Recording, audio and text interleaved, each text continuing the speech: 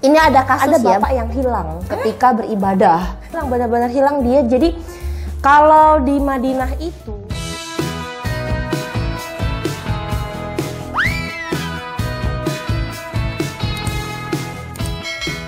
ketemu lagi di channel YouTube Arni Simanjuntak. Senang banget baca-baca komen yang sudah masuk di YouTube saya.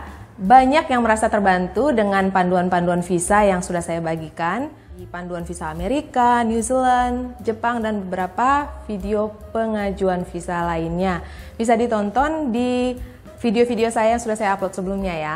Nah kemarin tuh banyak yang nanya kalau untuk ngurus visa umroh bisa bagiin juga nggak mbak tips dan infonya. Nah karena saya Kristen, saya nggak pernah ikut umroh jadi saya nggak bisa jawab. Tapi hari ini saya ketemu sama teman saya, dia udah pernah ikut umroh dan kebetulan juga bekerja di tour umroh ya, Iya, travel umroh. Langsung aja kita tanya-tanya, kenalan dulu dong. ya. Assalamualaikum teman-teman semuanya. Ya kebetulan saya bekerja di travel umroh. Saya dengan Yana. Saya bekerja di travel umroh bernama Cahaya Mihrab Tour yang berlokasi di MOI, Mall of Indonesia di Kelapa Gading, Jakarta Utara. Dan travel ini juga sudah berizin resmi untuk melakukan tour umroh. Jadi nggak perlu khawatir lagi nih kalau pilih-pilih travel agent ya. Karena sekarang banyak yang bermasalah kemarin itu. Jadi alhamdulillah tour and travel kami amanah gitu. Iya. Okay. Nah ini kemarin banyak yang nanya dokumen-dokumennya itu apa sih yang perlu dipersiapkan? Apakah dia kayak Schengen? Kalau Schengen saya taunya itu paspor, akta lahir, rekening koran atau seperti itu. Kalau umroh sama nggak ya? Umroh nggak seribet itu. Jadi dokumen yang dipersiapkan juga tidak sebanyak itu. Dan sebagian besar persiapannya itu dilakukan oleh travel agent. Jadi sebagai jamaah hanya mempersiapkan fotokopi KTP, fotokopi KK, kemudian pas foto dengan latar belakang putih, bajunya bebas, yang penting berhijab. Kemudian Ukuran fotonya? 4x6, ya foto 4x6 2 lembar aja cukup. Nah kalau dulu itu ada keharusan atau kewajiban bagi setiap jamaah melakukan vaksin meningitis. Jadi nanti akan dibagikan buku kuning begitu sebagai cap vaksinnya dan itu harus dibawa ke Saudi nanti ketika kita melakukan umroh. Nah tapi sekarang sudah tidak harus. Iya, jadi alhamdulillah sudah dipermudah, tidak harus melakukan vaksin meningitis. Namun kalau masih mau melakukan vaksin pun boleh. Cuma ada sedikit perubahan, sekarang harus melampirkan BPJS. Wajib, Iya, berarti semua wajib punya BPJS. Betul, ya? kartu BPJS gitu. Jadi BPJS ini harus dilampirkan bersama dengan dokumen yang harus kita sertakan saat pengurusan visa. Untuk paspor nih, kayaknya aku pernah baca kalau umroh itu nggak boleh satu suku kata nama ya? Betul. Kalau umroh sebenarnya nggak Saudi aja sih ya, kayak Dubai, Abu Dhabi juga kan nggak boleh satu suku kata. Gitu. Jadi ya kalau terutama Saudi itu visanya tidak boleh hanya dengan satu suku kata, harus 3 minimal. Iya betul. Kebetulan nama saya juga satu suku kata, cuma Yana gitu ya. Jadi waktu kemarin itu pengurusannya juga cukup mudah. Kita cukup pergi ke kantor imigrasi, bawa paspor yang udah ada. Kalau memang sudah punya paspor ya, kalau sudah punya paspor cukup bawa ke imigrasi. Kemudian kita mengajukan penambahan nama. Biasanya penambahan nama itu diambil dari nama ayah kita. Gitu. Berarti nggak bisa kita nentuin sendiri nama saya mau ditambah. Oke. Itu nanti itu juga prosesnya mudah, hanya melampirkan akte lahir dan kartu keluarga aja untuk penambahan nama gitu. Jadi sangat mudah sekali. Dokumen-dokumennya perlu diterjemahkan tersumpah gitu nggak sih? Nggak perlu ya. Nggak perlu. Cuma ini mungkin agak ribet kalau seseorang belum punya paspor. Karena untuk membuat paspor yang bertujuan untuk umroh itu harus ada surat keterangan dari Kemenak. Jadi dia harus proses dulu ke Kemenak, terus harus bawa surat pernyataan pembayaran umrohnya ke si travel agent. Travel agent juga nanti akan membuat surat pernyataan bahwa grup ini benar ada dan akan berangkat dan bapak atau ibu atas nama ini sudah terdaftar sebagai peserta atau sebagai jamaah grup umrohnya. Kemudian sudah melakukan pembayaran dan nanti surat keterangan itu yang akan dilampirkan ke Kemenak. Nanti Kemenak akan mengeluarkan surat juga. Surat keterangan, nanti surat keterangan Kemenak itu harus dilampirkan saat ingin melakukan pembuatan paspor. Nah ini agak ribet nih. Kenapa? Karena banyak ya warga Indonesia yang berangkat umroh tapi pulang. Oke. Jadi kadang kita jamaah ada yang komplain nih, kenapa sih kita mau pergi ibadah aja dipersulit gitu. Ya memang inilah faktanya ya. Jadi banyak sekali warga Indonesia yang judulnya berangkat umroh tapi akhirnya tidak pulang karena mereka kabur dari travel agentnya dan bekerja di Saudi Arabia.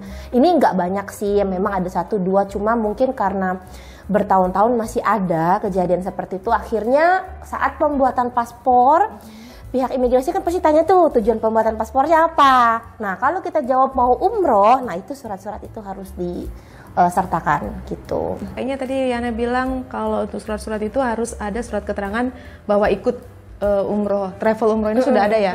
Terus bukannya sekarang ada juga orang yang kayak umroh backpacker, itu sebenarnya bisa nggak sih? Umroh backpacker ya, sebenarnya umroh backpacker bisa aja sih, nggak masalah, dia nggak ikut travel sebenarnya. Kalau kayak gitu kan kayak pergi sendiri ya, sebenarnya itu bisa. Jadi ada visa umroh yang barengan dengan visa wisata mungkin ya, kurang lebih seperti itu.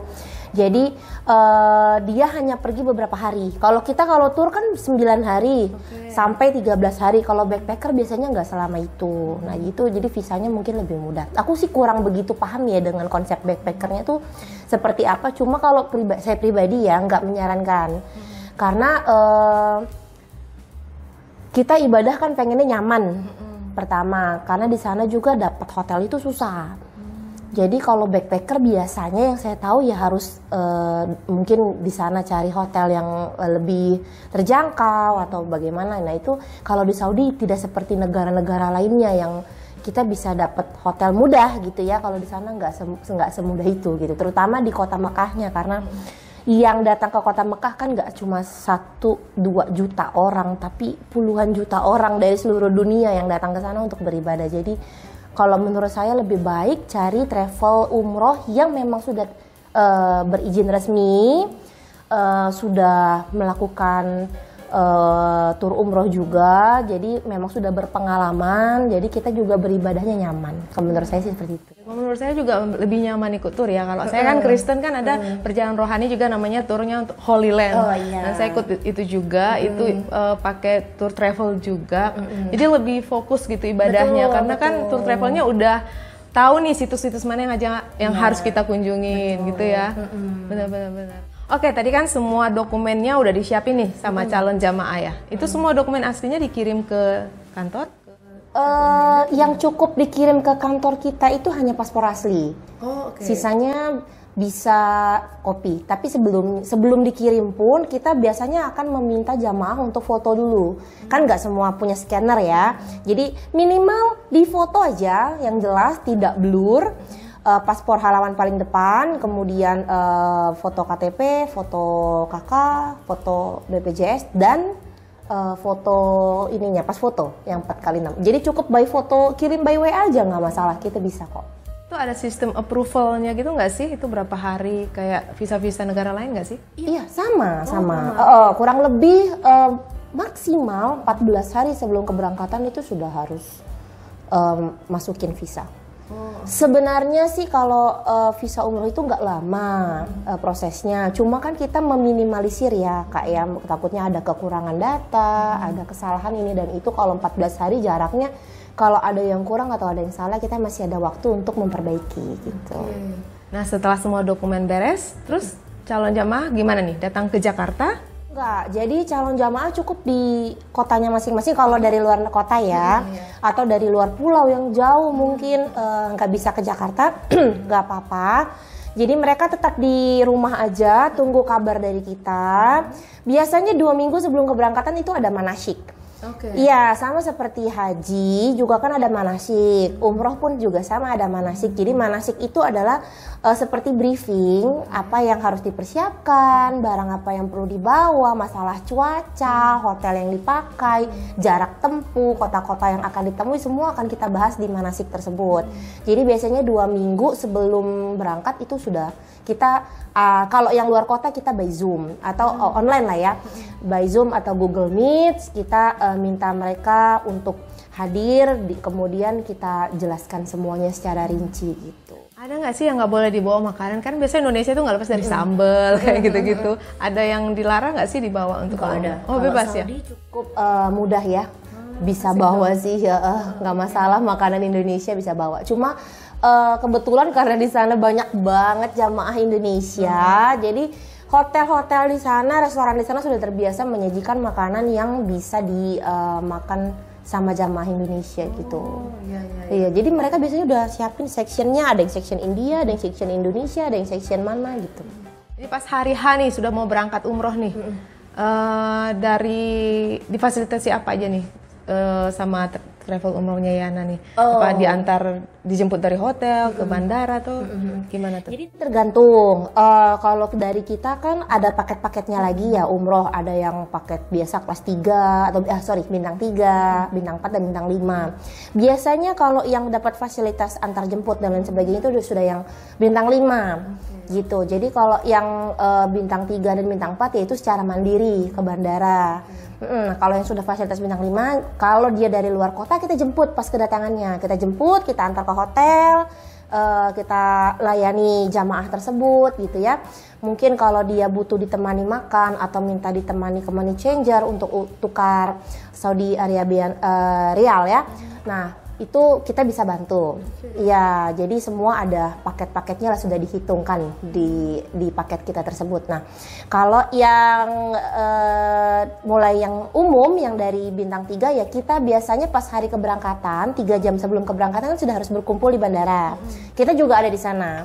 Kita menemani sampai jamaah tersebut selesai semua proses check-in, bagasi sudah masuk semua. Ketika dia sudah masuk imigrasi sudah diantarkan oleh tour leader kami. Jadi nanti ada airport handling, ada tour leader. Airport handling yang akan membantu check-in, tour leader yang akan menemani mulai dari bandara berangkat sampai nanti dia pulang kembali ke Indonesia. Nah, saya kan sering traveling nih. Jadi pernah nih pas di bandara lihat rombongan yang mau ikut umroh kah atau haji, kopernya itu sama semua. Nah, ini dapat dari travel umroh. Jadi untuk koper juga memang itu ada ketentuannya dari Kemenak. Jadi kopernya itu harus memperlihatkan si jamaah itu ikut travel mana. Sebenarnya itu memudahkan untuk mengenali jamaah supaya jamaahnya tidak tercecer. Itu aja sih. Jadi kalau di koper harus tertulis nama travelnya, PPIU travelnya pun harus tertulis di koper gitu. Selain koper apa aja nih dapat? Koper, terus dapat mukena. Untuk yang laki-laki itu dapat ihram, kain ihram. Jadi kalau laki-laki kan di sana ibadahnya ada kostumnya sendiri ya. Kalau muslim itu dia ibadahnya pakai kostum tersendiri untuk laki-laki, namanya kain ihram. Nah itu dapat dari kita juga. Kemudian dapat jaket kalau dari saya. Kalau dari beberapa jamaah atau dari travel agent lain itu dia diberikannya biasanya batik biar satu seragam. Nah cuma kita sering banget, kalau saya pribadi kalau lagi bawa tour gitu ya, sering melihat jamaah tuh dingin di pesawat. Ya kan, jadi kita bikin anti mainstream nih, kita kasih yang berbeda, kita kasihnya jaket gitu. Jadi dimanapun selama mereka beribadah pun kalau mau dipakai jaketnya bisa. Kalau batik kan nggak bisa nih ya. Kalau batik kan hanya pada saat tertentu mereka pakai seragaman, mau pulang atau mau berangkat gitu kan pakainya seragaman. Nah kalau jaket kan mereka bisa pakai kapanpun gitu. Terus apalagi buku panduan, ya itu juga pasti dapat gitu. Dapat kopernya juga, ada tas kecil yang tas lempang. Jadi kalau mereka buat taruh paspor, barang-barang penting berharga di tas lempang itu gitu. Nah, udah beres sih semua yang di Indonesia. Dokumen, fasilitas lama di Jakarta semua sudah lengkap. Sekarang naik pesawat, sampailah di sana. Nah, sampai di sana tuh fasilitas yang didapatkan apa nih? Sebentar. Ini saya bukan endorse ya, mumpung pas nih ketemu teman yang memang kerja di travel umroh, jadi kita tanya supaya informasinya lebih akurat. Jadi gimana nih sampai di sana? Tada, sudah sampai. Terus? Iya, jadi sampai di sana kita nanti ada tim lagi handling airport yang akan bantu kita untuk ambil koper-koper kita. Jadi benar-benar jamaah ini dimanjakan gitu. Kalau pakai travel agent, biasanya kalau pakai travel agent pasti semua udah diurus sama travel agent. Jadi jamaah tuh cukup duduk dengan tenang gitu ya. Jadi begitu tiba di airport, imigrasi pastinya keluar imigrasi, jamaah akan langsung diarahkan untuk langsung naik ke bis. Jadi urusan bagasi nanti sudah ada airport handling yang handle. Kemudian bisnya juga kita pakai bus standar internasional. Biasanya sudah full AC, busnya bagus banget. Jadi nggak usah khawatir masalah bis. Kemudian langsung diarahkan ke hotel untuk taruh bagasi, bagi kamar dan sebagainya. Hotelnya juga tergantung paket. Ada yang bintang 3, bintang 4 dan bintang 5 gitu. Nah biasanya kalau bintang 5 enaknya hotelnya deket sama masjid. Jadi kalau mau ibadah nggak jauh jalannya. Jadi kan kalau di sana makanya makin mahal, harga paketnya makin dekat hotelnya dengan masjidnya gitu. Dapat hotel, kemudian makan juga sehari 3 kali, makan pagi, makan siang, makan malam gitu. Kalau makan pagi, kalau lagi di Makkah biasanya makan full di hotel. Makan full di hotel itu makan pagi, siang dan malam. Makan pagi di hotel, siang di hotel, malam di hotel gitu. Kemudian kita ada tour leader yang dampingi kan, yang tadi dari bandara berangkat dari Indonesia. Jadi dia ikut ya? Ikut. Jadi Bapak Ibu atau jamaah-jamaah ini nggak perlu khawatir kalau butuh sesuatu atau mau cari sesuatu atau minta ditemani atau apapun, tour leader siap membantu. Jadi jangan sungkan mau minta bantuan atau mungkin rasa nggak enak badan atau mau kurang sehat atau apa, harus lapor ke tour leader gitu. Jadi tour leader bisa tahu apa yang harus dilakukan. Kemudian sampai di sana pun nggak cuma tour leader, ada mutawif. Apa tuh? Mutawif kalau kita tour biasa, tour reguler mungkin itu jatuhnya seperti tour guide. Nah, tapi kalau mutawif ini tidak hanya tour guide, dia juga membimbing ibadah kita. Jadi membaca doa-doa. Lalu kemudian pada saat tawaf di depan Ka'bah itu semua dia yang pimpin. Jadi doanya, pelafalannya semua sebenarnya sudah ada buku panduan, tapi nanti mutawif yang akan pimpin. Jadi kita cukup mengikuti mutawif tersebut. Jadi nggak usah khawatir buat teman-teman yang mungkin mu'alaf ya, yang tidak bisa, belum hafal membaca bacaan doa-doa dari kitab-kitab muslim gitu ya, nggak masalah, ada mutawif yang akan membimbing. Jadi selama di bis pun kita diajarkan pembacaan doanya, semuanya diajarkan sama mutawif. Jadi benar-benar jamaah tuh nggak ketinggalan. Nah ini juga menurut saya perbedaan antara backpacker sama yang travel agent ya. Kalau yang backpacker biasanya nggak ada mutawif gitu. Kalau kita travel agent itu wajib pakai mutawif gitu. Udah standarnya Kemenak. Ada plus minusnya lah ya, dan lebih kebantu banget kalau sama travel umroh, didampingi dari start sampai finish, bahkan sampai kembali ke Indonesia. Gimana prosesnya?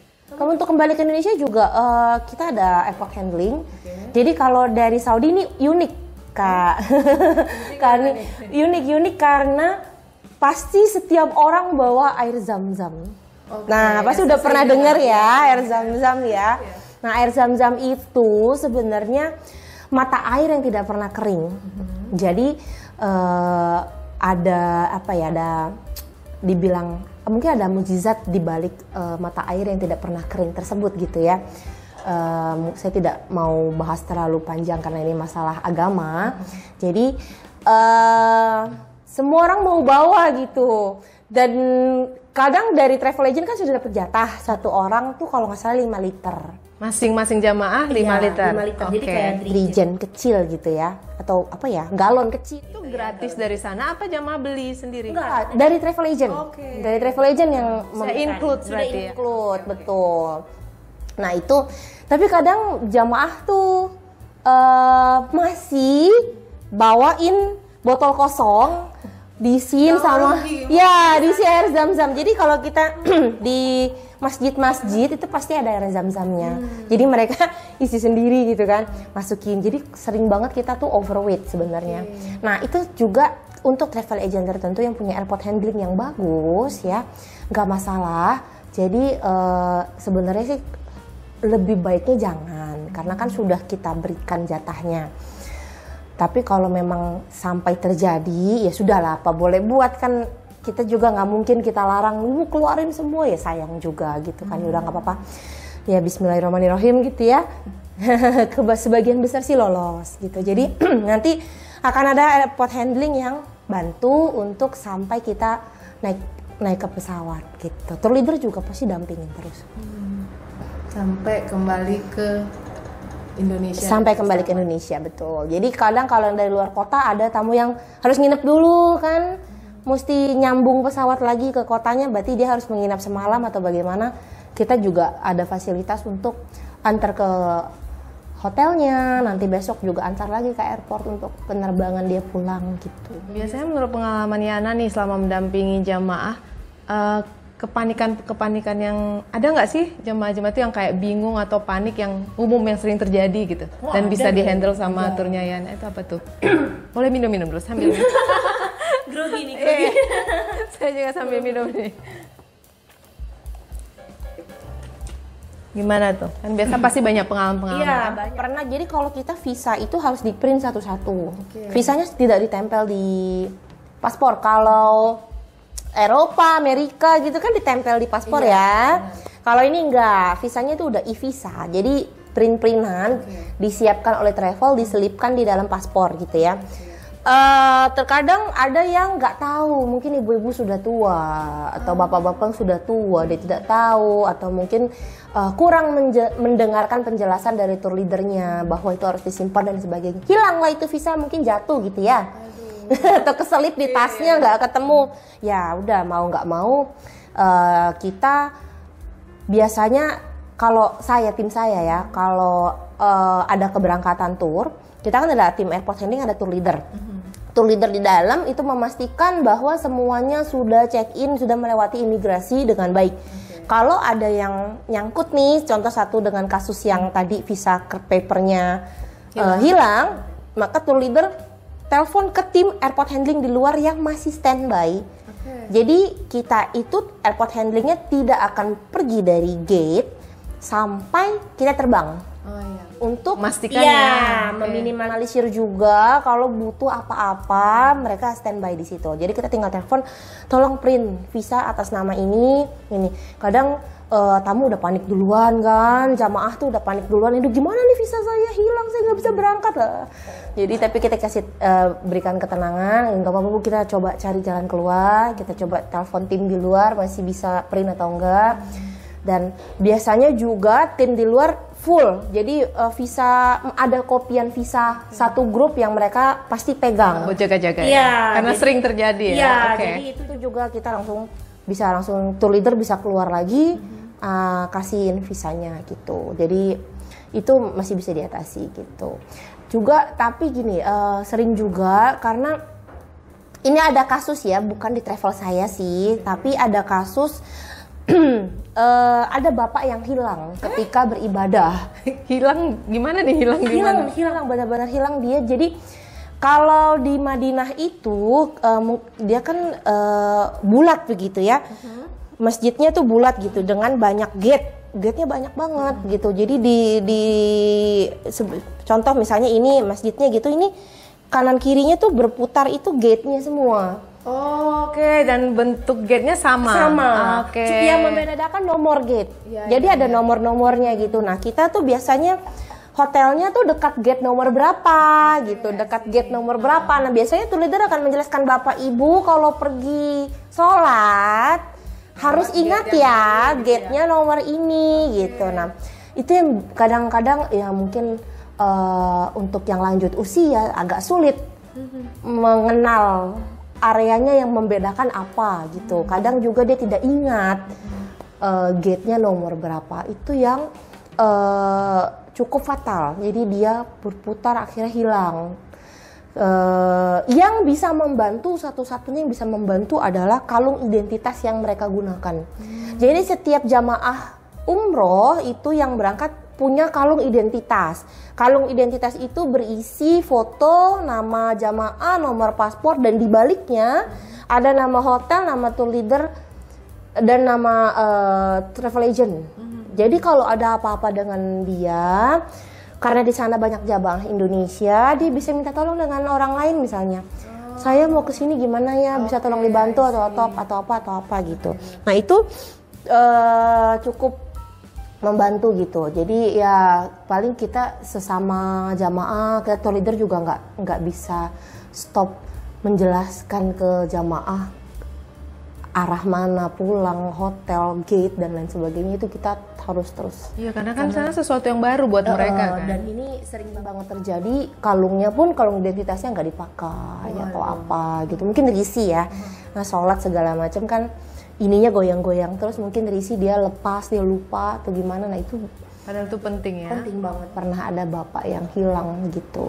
Itulah pentingnya ikut travel umroh ya. Iya. Ada terus yang mendampingin. Terus kalau pernah ada kasus nggak sakit gitu? Kalau ada jamaah sakit gimana nih? Jamaah sakit kita antar ke rumah sakit. Ada yang sudah rekanan apa gimana? Memang udah biasa dibawa ke situ? Kalau rekanan sih enggak, cuma ya pasti akan kita provide, kita siapkan mobil, kita panggilkan taksi ya. Kita panggilkan taksi, kita antar ke rumah sakit, mutawif ikut juga. Kenapa? Karena mutawif yang akan menerjemahkan. Karena kan bahasanya full bahasa Arab ya, jadi nanti mutawif yang akan bantu menerjemahkan ke pihak rumah sakit antara dokter juga dengan jamaah gitu. Pernah kejadian juga ada yang sakit itu harus diopnam. Ya mau tidak mau beliau diopnam. Jadi ketika kita jamaah udah berangkat ke Mekah, jadi kan kita seperti city tour gitu ya. Ada berapa hari di Madinah, ibadah dulu. Kemudian dari Madinah kita pindah ke kota Mekah, atau sebaliknya, Mekah dulu baru Madinah, itu tergantung rute. Nah biasanya kalau dia opnamenya sudah agak lama dan mengharuskan kita tinggal, grup pasti tetap harus berjalan, nggak mungkin grupnya berhenti dan menunggu jamaah tersebut. Ya, jadi grupnya tetap jalan. Cuma biasanya nanti kita titipkan dengan grup berikutnya. Jadi kalau kita travel agent biasanya pasti ada grup berikutnya, kan ada yang berangkat lagi, ada yang berangkat lagi, ada yang berangkat lagi. Nah kita titipkan biasanya dengan grup yang berikutnya gitu.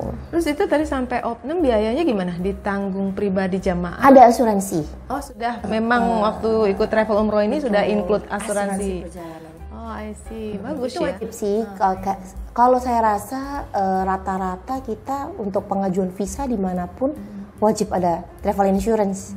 Bener ya, kayak Schengen, Amerika juga kan wajib ada travel insurance. Gitu. Terus ini nih kalau tadi sakit, kalau maaf kata nih kalau sampai ada jamaah yang meninggal, ya berarti kita harus urus kepulangan jenazah. Atau kebanyakan mereka menganggap meninggal di Saudi adalah suatu berkah. Keberkahan, jadi mereka mau dimakamkan di sana. Jadi nggak perlu dibawa pulang ke Indonesia. Di sekitar masjid. Dan itu harus persetujuan keluarga atau bagaimana? Dihubungin dulu yang pasti keluarga. Iya, kan? pasti. Dan biasanya kan jamaah pasti ada yang dampingin ke sana dong, nggak mungkin sendiri kan. Nah kalau ada ya pendamping, ya itu yang akan kita tanyakan persetujuan gimana mau dimakamkan di mana misalnya begitu. Jadi ada area-area pemakaman. Kalau di Madinah itu ada area pemakaman di sekitar masjid. Jadi itu mereka buat kami orang Muslim ya, untuk meninggal di tanah suci itu berkah. Wow, obrolan kita ini kayaknya padat ya. Makasih banget loh ya. Iya. Nanti ini mungkin akan ada pertanyaan lagi, mungkin dari obrolan kita tadi masih kurang lengkap infonya. Bisa bagikan nomor WA-nya nggak? Nanti saya cantumkan di kolom deskripsi. Apa disebutkan juga boleh? Nanti sekalian saya cantumkan juga di kolom deskripsi. Nanti bisa kontak aku atau mau langsung juga datang ke kantor juga boleh. Kantor kita juga open Senin sampai Jumat jam 10 sampai jam 10 pagi sampai 5 sore. Untuk telepon bisa ke WA di 0821 2566 5851, tuh catat di sini. Nanti saya catat di sini. Nanti saya masukkan juga di kolom deskripsi langsung link WA-nya ya. Jadi jangan nanya ke saya. Nanti saya nggak tahu jawabnya salah lagi kan. Jadi mending langsung. Atau mau follow Instagram kita juga boleh banget. Ada. IG-nya apa? Cahya Mihrab tuh. Cahya Mihrab. Nanti saya cantumkan juga di kolom deskripsi. Langsung diklik aja, di follow ya. Sekali lagi makasih banget. Itu tadi obrolan saya dengan Yana yang memang dia kerja di travel umroh. Semoga bisa membantu ya informasinya. Kalau kamu merasa video ini bermanfaat, silahkan bagikan link YouTube ini kepada siapa saja yang mungkin sedang membutuhkan informasi untuk ikutan umroh. Kalau nanti misalnya ada pertanyaan lagi yang mau terlintas, diundang lagi untuk di channel YouTube ini kita bikin dengan lagi. senang hati. Oke deh, thanks banget Yana. Terima kasih buat semuanya. Terima kasih sudah menonton. See you on the next video.